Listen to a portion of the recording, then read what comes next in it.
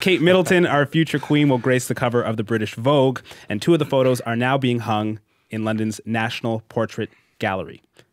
Harmless gesture of royal humanity or cynical monarchist PR? We'll have a quick go around. I'll start with you, Rachel. Well, I think that the young generation of royals, Kate Middleton and William and Harry, have been very savvy in how they have branded themselves and put out their image. So they have taken somewhat of the Jay-Z and Beyonce approach, where they don't really talk to press. They release images of their kids on their, when they want to release them. They speak only when they choose. They've really kind of protected themselves, I think probably in part because of what happened to Harry and William's mother. But I think that this, there's been royalty on the cover of Vogue before, but I think that there is this popularity amongst the very people who would likely be turning their back on the monarchy, who would find them totally irrelevant. And so suddenly you have this very telegenic, charming generation who are, kind of scrambling in a way and to make the monarchy seem still current and important in some way. Charles, one critic says these portraits make British art, quote, stupid. What do you think? That's like what I would say. Yeah, it would say. I didn't say which critic. It was Stephen.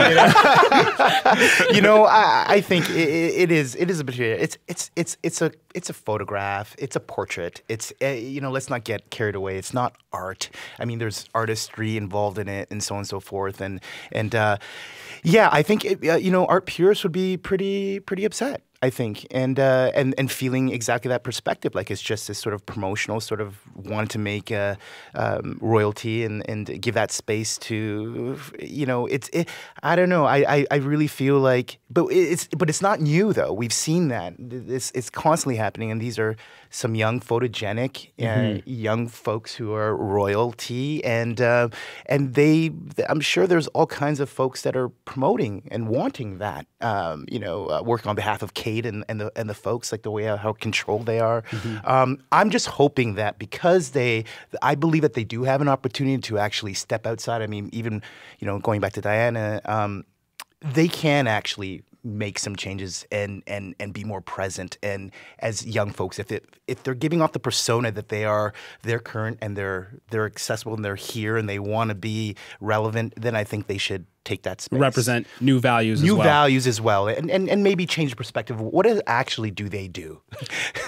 Final thoughts to you, Stephen. I mean, Prince Harry was just in Toronto to launch the Invictus Games, and there's a clip online where the Queen gazes at a smartphone. I mean, what do you think is behind the renewed royal media presence? Well, I don't think it's actually that renewed, because I think celebrity culture has always been royal culture. In fact, it originated in royalty and in aristocracy and in being close to the royal family. And I think you can trace that history back to Louis XIV in France, and you can trace it back even sort of sooner in England. But ultimately, celebrity culture emerges from royalty. They are the first people who are famous for no reason, right? These people are famous because they were born to somebody, right? And celebrity culture, particularly branding exercises, all that stuff that we associate with celebrity culture, it all emerged from royalty first and from aristocracy first. So in fact, this is something very old, just reborn on the cover of Vogue this month. Well, it's great to see all you guys again. Thank you. Thank you. Thank you.